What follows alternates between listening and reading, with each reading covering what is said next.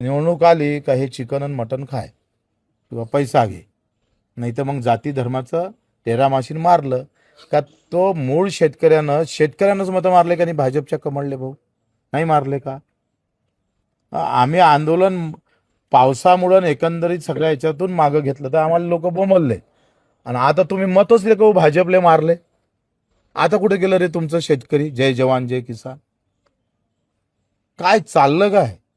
तुम्ही जे म्हणता ना मतदाराला जमणार नाही आणि मतदार संभ्रम, मतदार खायचा संभ्रम आता आहे. मतदार म्हणते जिधर से मिलता है, कुछ लोग तो ऐसे है मतदार, त्या जिकून भेटन तिकून जमून टाक सायाले. तुम्ही सांगतोय माझे काही कार्यकर्ते, मी 20-20 वर्ष त्या कार्यकर्त्याला खतपाणी घातलं, ताकद दिली. तो कार्यकर्ता वेळेवर बीजेपीला वाटलं का नाही बाबा हा निवडून येतो, त्याला घेऊन घेतलं. कार्यकर्ता चालला गेला बीजेपीत, तो निवडून आला, बरं वाटलं, समाधान आहे. आता कार्यकर्ते सुद्धा राजकीय पक्षाला भाड्यानं घ्यावं लागतं.